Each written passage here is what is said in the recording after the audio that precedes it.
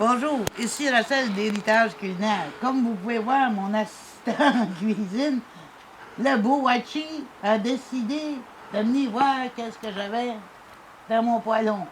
C'est de la neige fraîche. Encore une tempête de neige aujourd'hui. Puis on va manger de la tire sur la neige pour le dessert ce soir. Fait que je vais vous montrer comment on fait ça, puis comment on sert ça au Nouveau-Brunswick, à Edmundston, dans le pays des Brayons. Bon, ma grande poêlon de neige est dehors, puis là, on rentre à l'intérieur, puis on va préparer la tire d'érable, puis on va la déposer sur la neige plus tard. Là. On va parler de sirop, premièrement. Il y a différentes couleurs de sirop. Puis pour faire de la tire sur la neige, là, le meilleur, c'est un sirop là, qui est foncé, au goût robuste. Ça va donner encore une meilleure tire. Ça fait que si vous avez la chance de mettre la main sur une canne comme ceci, là, dans une canne, il y a 540 ml, mais vous n'êtes pas obligé de tout faire la canne. Là. Vous pouvez en faire comme une tasse ou 2 tasses, dépendant de combien de portions vous voulez. Là. Moi, aujourd'hui, je vais en faire une tasse seulement. Ça va vous donner une idée qu'est-ce que ça donne, parce qu'on n'est pas une grosse famille, puis c'est juste pour vous donner l'exemple de qu'est-ce que c'est. On va commencer la recette, c'est bien simple. On choisit nos ustensiles. Chaudron, bien important d'aller avec un chaudron plus gros. Quand je fais une tasse, là, je m'organise d'avoir un chaudron qui est comme 4 fois plus gros en volume d'eau, minimum. Si je faisais tout ceci, là, je m'organiserais pour prendre mon chaudron ici, que lui contient 12 tasses d'eau. C'est parce que quand ça va cuire, ça va gonfler. Puis vous ne voulez pas que ça déborde par-dessus. Fait que c'est bien important de choisir le bon chaudron pour faire ceci. Là. Parce que vous allez avoir des surprises, parce que si vous pensez que ça ne gonfle pas, ça gonfle beaucoup. Puis en le faisant, je vais vous montrer des trucs là, pour empêcher ceci aussi. Fait que là, on va commencer. Je vais prendre la canne foncée aujourd'hui. Je vais mettre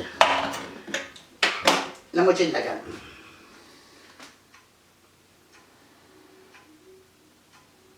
Il y a à peu près une tasse. Là. Puis je vais décoller ça à bouillir. Moi, j'aime ça décoller ça là, à peu près comme à médium. Puis on va le laisser lever. J'ai un thermomètre ici. Là. Dépendant où vous demeurez, là, c'est différent. Moi, je vais le monter à 238, à peu près. Il y en a qui le font à partir de 236 à 240. Ça dépend de l'altitude où vous demeurez. Mais le meilleur test là, à faire, c'est sur la neige. Je vais vous montrer ça. Ça, c'est le meilleur test à faire parce que vous allez voir, c'est la meilleure méthode de tester si c'est prêt ou pas. Fait que, on va laisser ça décoller. Je vais ajouter mon thermomètre dedans, puis en route, je vais vous montrer comment c'est. Bon, c'est parti à bouillir. Là, vous allez voir, c'est déjà rendu à 220. Là. On va le laisser monter à 238. Là. Puis après ça, on va faire le test sans neige. Là. Vous allez trouver ça, là, parce que là, ça bouille. Vous allez voir, il lève dans le chaudron. Là. Comment ça fait vraiment bon. Là.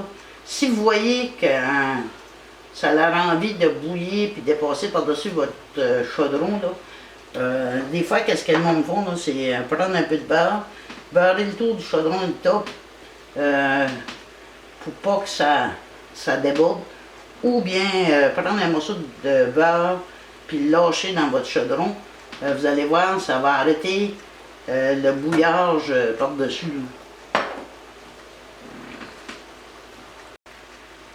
Ça peut prendre une dizaine de minutes environ avant qu'il monte à ce niveau-là, là, un coup qui bouille. Là.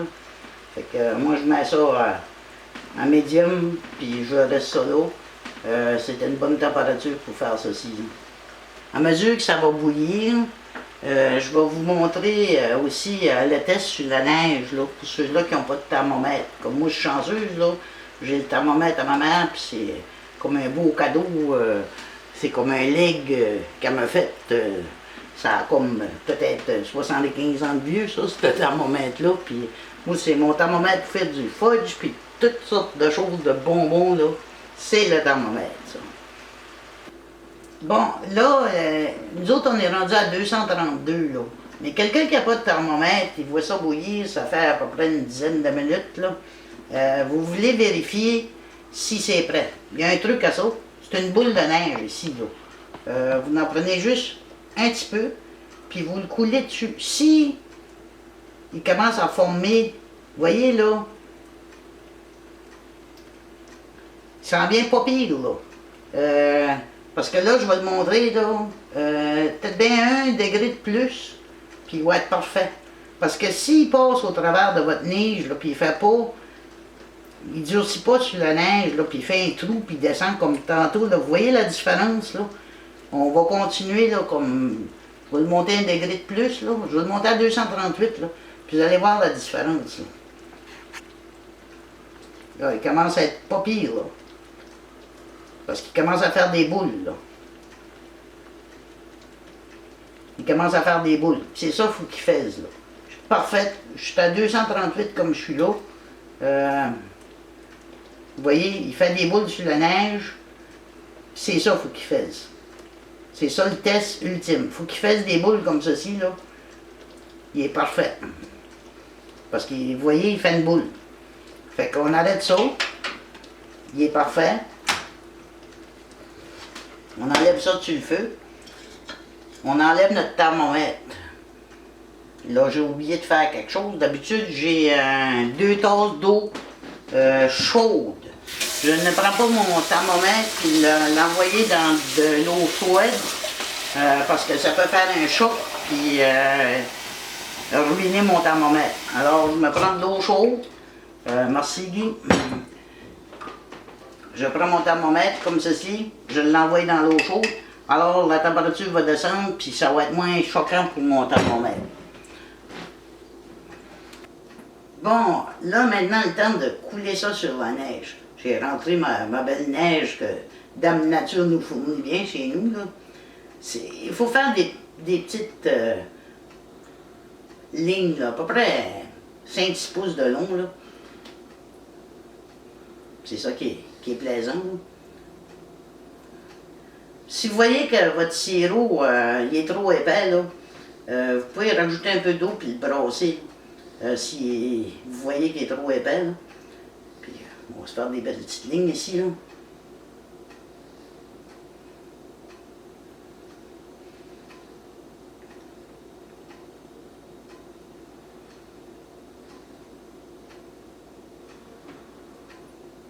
Meilleur quand vous avez une cuillère qui coule mieux que celle-là, mais on fait avec ce qu'on a. À cette heure, il y a des gens qui aiment bien des arachides avec ça aussi, là. C'est comme le kit, là, ça prend ça, avec de la tire sans neige. Aussi, il y a du bacon. Moi, des fois, je fais je prends du bacon, je le fais cuire, je coupe en tranches en 1/3 pour faire des belles petites tranches de bacon. C'est vraiment bon avec la tire d'érable aussi, là. Puis ensuite, là, c'est ça qui est plaisant. Je roule ça, là. C'est tellement bon, là. C'est ça c'est ça qui est très très bon, là.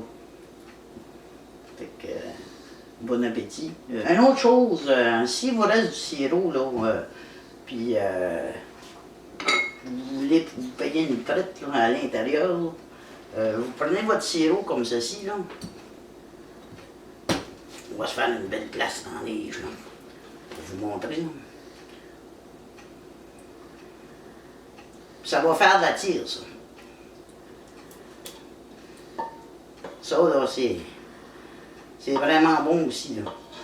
Je vais vous montrer le bateau que ça va ressembler, là, mais que ça s'aille pris bien comme il faut, là. C'est vraiment bon, ça aussi, là. Il s'agit de... Le truc, là, c'est bien simple, là. C'est juste un petit peu d'eau sur le dessus de ça. Là. Pas plus que ça. Là, il va refroidir. Vous pouvez le mettre au réfrigérateur. Là. Puis ça, c'est comme la tire que vous achetez dans des petits contenants au magasin. Puis là, vous allez être chanceux. Vous allez l'avoir fait vous autres mêmes.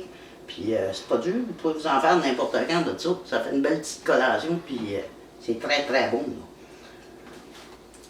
Bon, la tire est prête aussi. Là. Ça fait à peu près une demi-heure que j'ai ça sur la neige. Là. Vous pouvez la mettre au réfrigérateur aussi. Là. Vous allez voir, c'est très bon ça aussi. Là. Aussi, j'aimerais remercier mes 2 collaborateurs pour faire cette vidéo, les petits conseils que j'ai reçus.